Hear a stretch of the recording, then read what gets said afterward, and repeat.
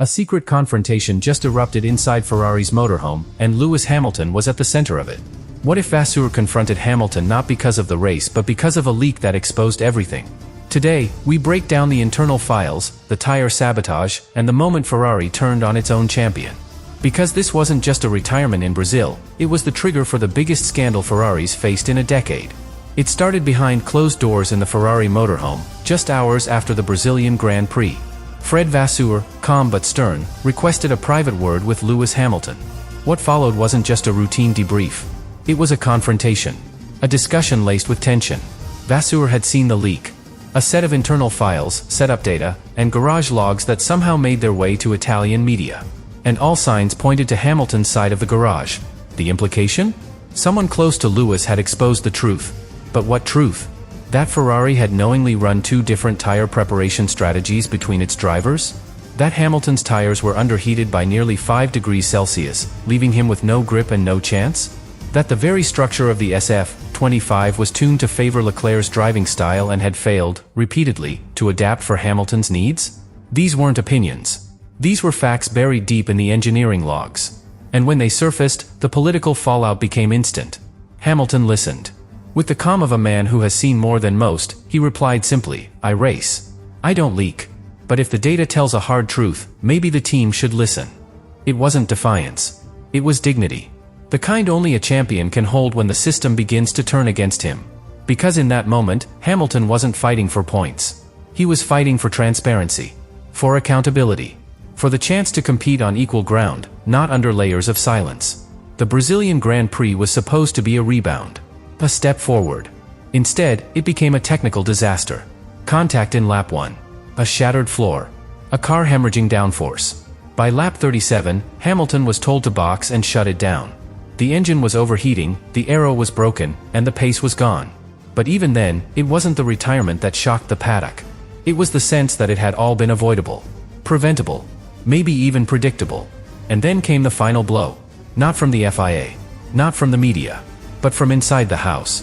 Ferrari chairman John Elkann stood in front of Italian journalists that same weekend and stated, "Our drivers should talk less and focus on performance." The sentence hit like a punch. No direct names. No questions answered. But the message was clear: when the car fails, blame the driver. When the system leaks, question the one asking too many questions. So now the world knows. The retirement in Brazil wasn't the end of a bad weekend. It was the beginning of a deeper crisis. One that raises hard questions. Was Hamilton ever truly given equal footing in this team?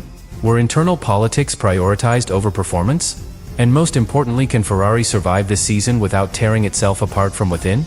This scandal may have started with a leak, but it's ending with a flood. And at the center of it all stands Lewis Hamilton, calm, composed, and still unwilling to break. The stopwatch never lies. At Interlagos, Hamilton's qualifying result was not just disappointing, it was historic, for the wrong reasons. He qualified 13th, marking his worst Saturday performance in Brazil since his debut season. In contrast, Charles Leclerc lined up third on the grid, right behind the Red Bulls. That gap 10 positions raised immediate questions. Was it just down to driver form? Or was something else going on behind the scenes? Telemetry showed it clearly. Hamilton's rear tires were 4 to 6 degrees Celsius colder than Leclerc's during the critical lap window. That difference may sound small. But in Formula One, it's fatal. With underheated tires, Hamilton couldn't get the rear stability he needs to attack the apex, rotate confidently, and launch on exit. It's not a driving issue. It's physics. A car that can't bring its tires alive is a car that's dead on arrival in qualifying. But the race was worse. On lap 1, Hamilton clipped Carlos Sainz going into turn 4, then brushed Franco Colapinto into turn 7. Both contacts seemed minor, but the damage was brutal. The floor of the car, particularly the left-hand diffuser strake and rear edge, was ripped. Engineers estimate the loss at 35 to 40 points of downforce. That's not just performance degradation. That's like cutting both legs off a sprinter at the starting block. For context, when Hamilton hit debris in Canada earlier this year, a Marmot, no less, he lost 20 points of downforce and still brought the car home in 6th. In Brazil, with double the damage, he was fighting a machine that no longer responded. Steering input became guesswork. Braking zones moved 10 meters earlier. And corner exits became wheel spin clinics.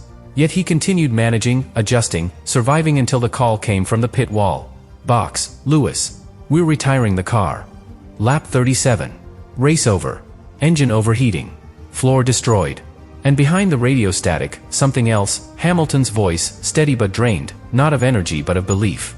Because this time, the race hadn't beaten him. The system had. The tire data told part of the story. The preparation methods told the rest.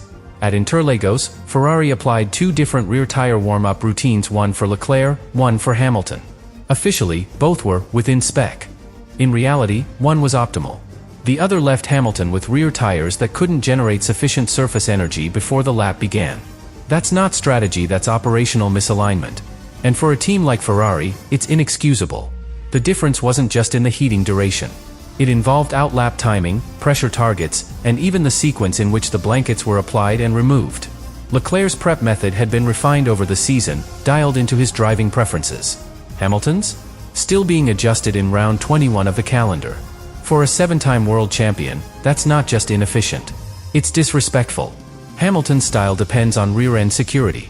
He brakes late, rotates aggressively, and asks a lot from the car in medium-speed corners.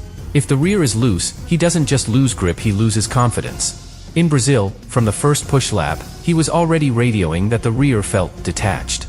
That's a driver not making excuses. That's a driver sensing instability before the data confirms it. And yet, the response from the pit wall? Silence. The engineers had seen this before in Japan, in Qatar, in Mexico. Hamilton's side of the garage had raised concerns about inconsistent tire behavior for months. But the root cause had never been addressed: split procedures between garages. An approach that Ferrari defended in internal briefings as tailored adaptation. Adaptation, yes, but not equality. The final nail? In Brazil, the temperature differential between both cars reached its highest peak all season. Over 4 degrees on average. In F1, that's not margin. That's failure.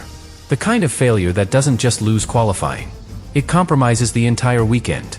Then, the silence cracked. 48 hours after the Brazilian Grand Prix, the Italian press received an unmarked dossier: internal Ferrari data, previously unreleased. Tire warm-up logs. Temperature maps. Setup comparisons. It confirmed what many suspected but few dared to say: Hamilton's tire preparation cycle in Sao Paulo was not only different, it was technically inferior. Not a glitch. A choice. The leak caused panic inside Maranello. Fred Vasseur, Ferrari's team principal, moved quickly. He requested a closed-door meeting with Hamilton. According to sources close to the garage, what followed was not a debrief, it was a confrontation. Vasseur wanted to know if Hamilton or his entourage had anything to do with the leak. Hamilton's reply was cold, composed, and clinical. "I don't leak data. I drive. And I've been driving through silence all season." He didn't raise his voice. He didn't back down. Because at that point, the issue was no longer tires, it was trust. A driver like Hamilton doesn't need special treatment. He needs fairness. Transparency. A car that works the same way it works for the other side of the garage. And for the first time in his Ferrari career, that expectation had been shattered not by performance, but by internal politics. And then, came the strike from above. John Elkann, chairman of Ferrari, speaking to reporters at an unrelated corporate event, made one piercing comment. "Our mechanics are performing. Our engineers are improving. What we need now is for our drivers to focus less on external noise, and more on delivering." It wasn't subtle. It wasn't neutral. It was a bullet, and it had one name written on it. Elkann had drawn the line. In his eyes, performance issues were no longer Ferrari's fault. They were the driver's problem, and Hamilton, with his growing frustration, had become the public target. The message was unmistakable. Inside Ferrari, accountability doesn't flow upward. And those who question the process risk becoming the next headline.